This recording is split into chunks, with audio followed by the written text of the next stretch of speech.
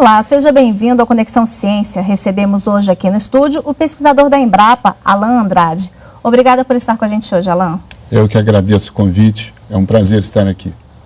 Alan participou de pesquisa inédita no mundo que sequenciou o genoma completo do café. Na entrevista de hoje vamos falar sobre os avanços que essa conquista traz para a pesquisa e para a produção desse grão. O Conexão Ciência está no ar.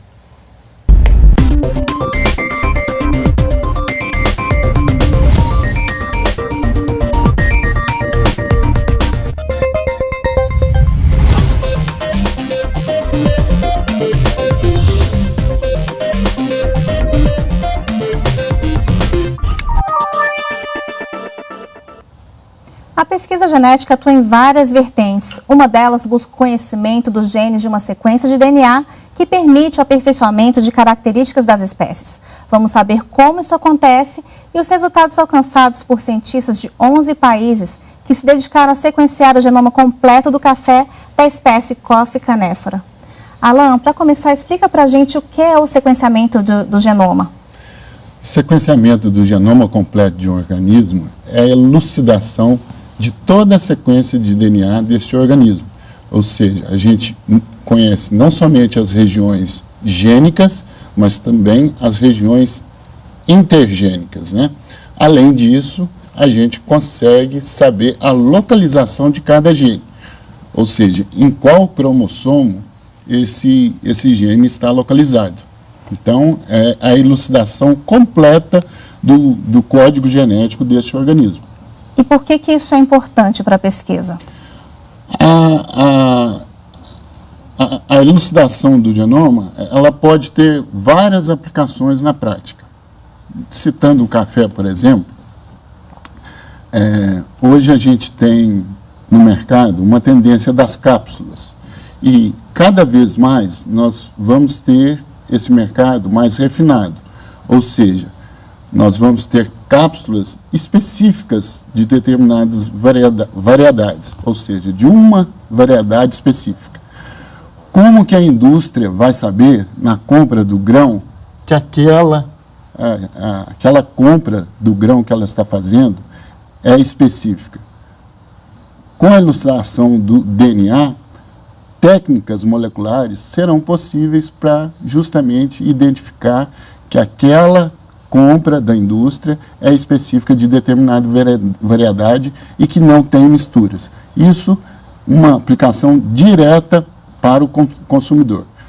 Além disso, é claro, nós temos a aplicação no melhoramento genético.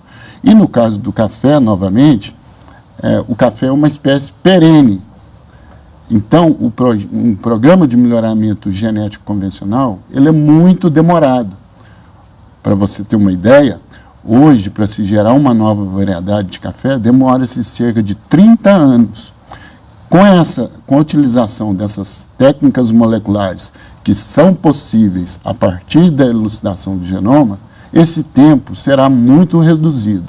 E, além disso, nós esperamos conseguir uma eficiência muito maior no processo de melhoramento.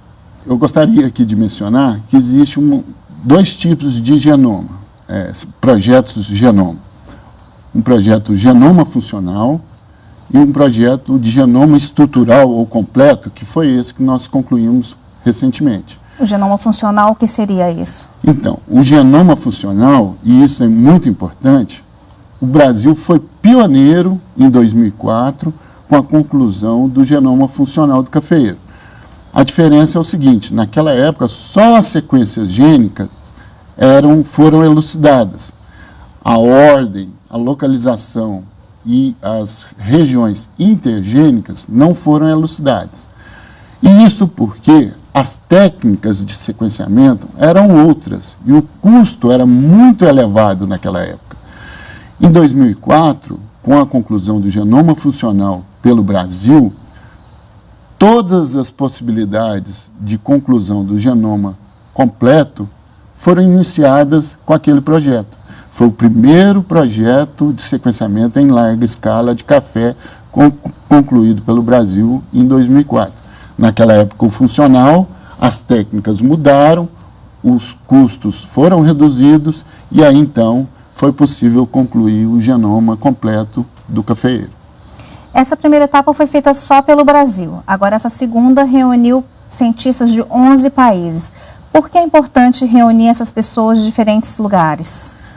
Veja bem, o sequenciamento per se, ele é só um conhecimento. E a colaboração com diversos países tem várias vantagens, na minha opinião.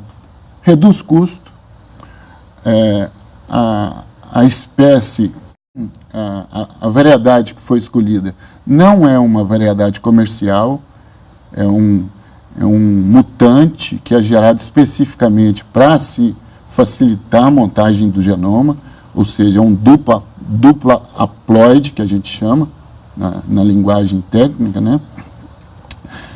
Então, isso provê a referência, mas quem vai fazer uso é quem tiver o material no campo associado, para poder associar as aplicações do sequenciamento completo.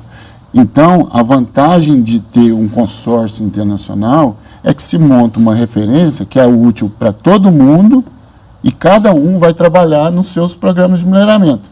Por exemplo, a Índia, que participou, a Índia tem os seus materiais e vai trabalhar com os materiais dos programas de melhoramento da Índia. O Brasil vai trabalhar com os materiais do programa de melhoramento do Brasil. E como foi a participação do Brasil nessa pesquisa? Fomos nós que propusemos o estudo ou a gente passou a participar de algum consórcio? Como o Brasil, em 2004, concluiu o genoma funcional, e eu fui um dos coordenadores, nós montamos, em 2005, uma rede de pesquisa internacional dedicada ao café. A partir dessa rede, surgiu, então, as interações que possibilitaram organizar a execução desse projeto estrutural. A participação do Brasil foi sempre de liderança, na coordenação dos estudos. Eu fui um dos coordenadores do trabalho e um dos idealizadores também dessa iniciativa, por achar que o café, por ser uma espécie perene e uma espécie de tamanha importância econômica, tinha que ter o seu genoma sequenciado. A escolha do café, então, foi pela sua importância econômica. E a espécie, por que a escolha da Coffea canephora? O Coffea canephora foi pelo seguinte: existem duas espécies comerciais, o Coffea arábica e o Coffea canephora. O Coffea canephora é uma espécie diploide. O Coffea arábica é um híbrido que é uma espécie tetraploide. Ou seja, o canephora tem 2 cópias de cada gene e o arábica tem 4 cópias. Só que o canephora é um dos parentais do arábica. Então, foi simplesmente um primeiro passo conhecer metade do arábica, digamos assim. E gostaria de mencionar que já está praticamente concluído o sequenciamento do arábica também, um outro consórcio do qual eu também faço parte, e a fase de sequenciamento também já foi concluída. É ótimo, porque o arábica é o mais consumido no Brasil, não é isso? Sim, é uma espécie a mais importante para o Brasil, né? Apesar do canephora também ter uma importância muito grande no Espírito Santo, e também participa de alguns blends, né, com a arábica. O canephora também, na indústria, ele é misturado com a arábica para fazer os blends e formar, então, um café de melhor qualidade. Alan, vamos falar agora dos benefícios. Você citou vários. Um deles que você colocou é que o melhoramento genético tradicional ele leva até 30 anos para produzir uma nova espécie. Variedade. Uma nova variedade. Com essa questão do sequenciamento feito, de que forma ele pode influenciar e diminuir esse tempo de pesquisa? Olha, com a disponibilidade desses projetos de genoma, eu gosto de citar sempre o exemplo da área médica. Hoje, na área médica, a gente consegue prever, a partir de uma análise de DNA, o risco de cada indivíduo desenvolver determinadas doenças, certo? Então, a partir de uma amostra de sangue, analisa seu DNA e você vai saber se tem um risco maior de ter câncer, de ter Alzheimer, de ter uma determinada doença. Em plantas, nós estamos seguindo o mesmo caminho. A ideia é prever o comportamento de uma determinada planta a partir de uma análise de DNA de uma mudinha. Então, a partir de uma análise de uma mudinha, num programa de melhoramento, sem testar em campo, nós queremos prever qual vai ser o comportamento dessa planta. Ela vai ser tolerante à seca? Ela vai ser mais produtiva? Ela vai ser tolerante às doenças? Então, esse é o caminho que nós estamos seguindo nos programas de melhoramento chamado seleção genômica. A gente consegue prever, então, uma muda jovem, sem fazer testes em campo, qual será o comportamento dessa planta. Ou seja, vai ser mais fácil determinar que característica que a gente quer numa determinada planta, é isso? Não só determinar que característica, mas quais aquelas plantas, sem ter que testar no campo, sem ter que medir produção durante vários anos. Veja bem, olha a economia no processo, num programa de melhoramento, sem ter que esperar vários anos, sem ter que fazer esses testes, com uma análise de DNA de uma muda, de uma folhinha de uma muda, você já vai ter, com uma certa confiabilidade, entre 80%, ou vamos dizer 90% de confiabilidade, qual será o potencial produtivo daquela planta. E além disso, que eu acho mais vantajoso, é que você consegue analisar diversas características. Ou seja, numa mesma análise de DNA, você vai saber se ela vai ser produtiva, se ela vai ser tolerante à seca, se ela vai ser tolerante a doenças, se ela vai ter qualidade de bebida, porque o DNA é o mesmo. Os genes são diferentes. Os genes envolvidos em tolerância à seca são alguns. Qualidade são outros. Mas na mesma análise, você faz uma análise integrada se a planta vai ser produtiva, com qualidade, e isso que é a grande vantagem. Alan, nós estávamos falando sobre os benefícios dessa pesquisa. No final do ciclo, o consumidor final vai ter uma bebida de melhor qualidade, com melhor sabor, melhor aroma? Como que isso chega às pessoas? Não só o consumidor final, mas eu acho que também muito importante é o produtor rural. Esse ano nós tivemos problemas de seca na região de Minas Gerais que afetaram muito a cafeicultura. Então, a garantia da sustentabilidade da cafeicultura depende desses nossos trabalhos de prover ao agricultor as variedades melhoradas que vão estar mais adaptadas a essas condições climáticas. E também, claro, o consumidor final.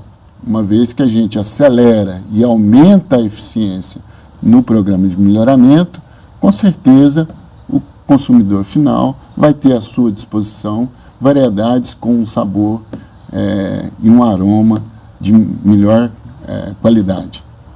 Você falou em questão de clima. As mudanças climáticas são uma preocupação hoje e a gente sabe que tem estudos verificando que tipo de planta pode ser plantada em determinada região conforme se aumente a temperatura da terra. Nesse caso, o sequenciamento também pode ajudar a adaptar as plantas às novas condições da terra? Com certeza, o programa de melhoramento associado às técnicas genômicas, nós conseguiremos selecionar variedades mais adaptadas às diferentes alterações climáticas. Nós já estamos fazendo isso, só para dar um exemplo, com o Coffea canephora, que era tido como uma espécie de cultivo em baixas altitudes. Nós temos aqui no campo experimental da Embrapa Cerrados, a mais de 1.000 metros de altitude, o Coffea canephora crescendo alegremente. Então, as plantas, elas têm muita capacidade de adaptação.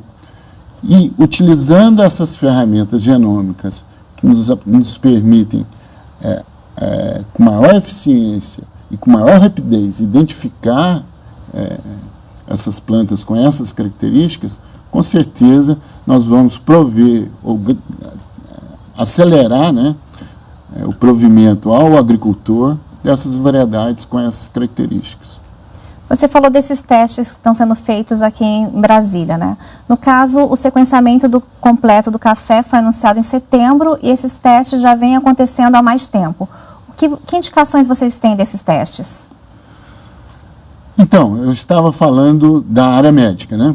Como que é determinado que um indivíduo tem risco de desenvolver câncer? Você analisa pessoas saudáveis e doentes e analisa todo o DNA das pessoas saudáveis e doentes, certo? Faz-se uma comparação e vê-se quais são as diferenças comuns em todos os doentes, né? E que não estão presentes nos indivíduos sadios. A mesma coisa é feita em plantas. Então, a gente chama fenotipar. A gente está caracterizando todas as características dessas plantas. É uma população de mais de 1.000 indivíduos que a gente vem medindo produção já há 3 anos, medindo tolerância à seca, avaliando qualidade, composição bioquímica do grão. E aí, com essas características, a gente então compara o DNA completo de cada uma delas e vê aquelas que são mais produtivas, quais são os genes que elas têm em comum que não estão nas não produtivas. Então, por isso, já há 6 anos, nós começamos a montar essa população na Embrapa Cerrados, para que, quando fosse concluído o projeto de sequenciamento, a gente pudesse, então, integrar as ferramentas moleculares na população de estudo. Então, agora, a gente já está na fase de análise de associação dos 2 dados. Plantas produtivas, quais são os genes que elas têm em comum, plantas tolerantes à seca, quais são os genes que elas têm em comum, e aí sim nós temos uma ferramenta poderosa para avançar no melhoramento. Isso indica que em breve nós devemos ter novas espécies de café no mercado? Novas variedades, sim. Novas variedades disponíveis para o produtor, para que ele possa enfrentar, e nós todos possamos enfrentar essas mudanças climáticas, esses períodos de seca, né? E garantir esse bom cafezinho na mesa do consumidor toda manhã. A gente tem uma previsão, Alan, para essas variedades estarem no mercado? Veja bem, em coffre a canefra, isso não deve demorar, não. O processo já está muito adiantado. Em arábica também, nós já estamos montando as populações e avaliando as populações de coffre arábica, porque uma vez disponibilizado o sequenciamento completo, a gente também já pode fazer o mesmo tipo de estudo. Boas notícias, então, né? Alan, explica para a gente esses estudos, o genoma do café, ele está disponível para todos os cientistas do mundo? Sim, é aquilo que eu falei, ele serve de referência, né? Ele está, no momento, presente numa base de dados na França, mas nós temos aqui no Brasil também, na Embrapa, no meu próprio laboratório, eu tenho isso disponível, e qualquer cientista tem acesso a esses dados, é público. A informação é pública. Vocês têm acompanhado se tem avanços, se tem novas variedades em outros países a partir desse estudo de vocês?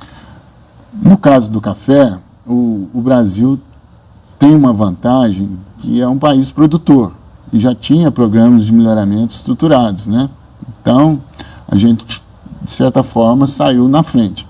Mas, com certeza, os outros países podem iniciar trabalhos e a gente tem notícia, por exemplo, que a China tem trabalhos, a Austrália começa a desenvolver trabalhos com café. Então, com a disponibilidade dessa sequência, né, outros países também vão começar a desenvolver métodos e talvez desenvolver variedades adaptadas de café para as regiões desses países.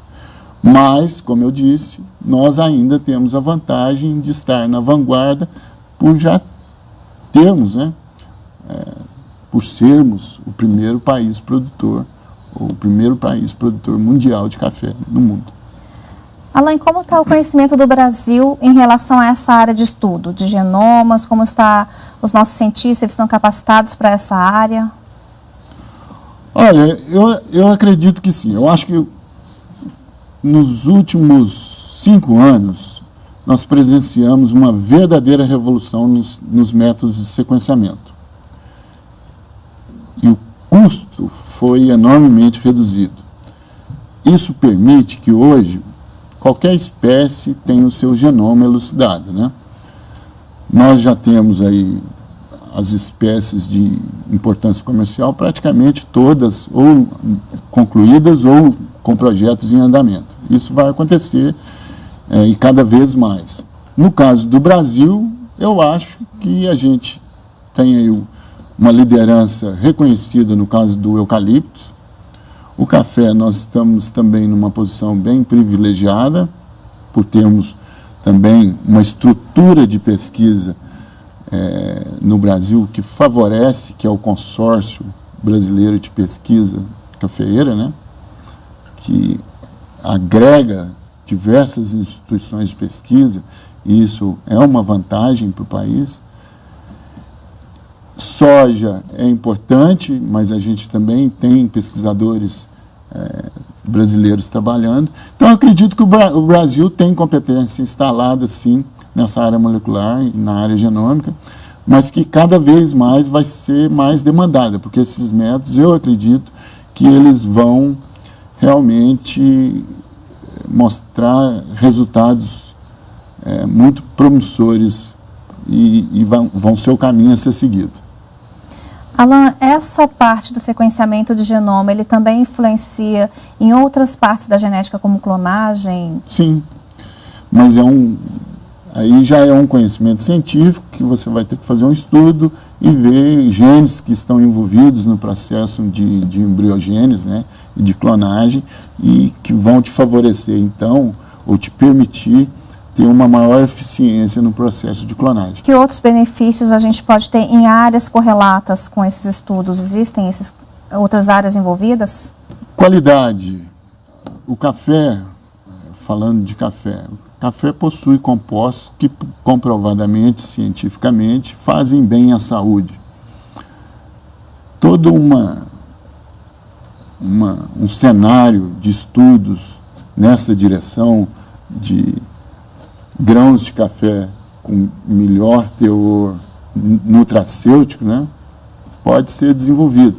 Essas rotas bioquímicas de tal forma que você tenha a maior produção desses compostos benéficos à saúde, como exemplo os ácidos clorogênicos, isso com certeza vai acontecer e será enormemente facilitado com o conhecimento do genoma, da sequência do genoma.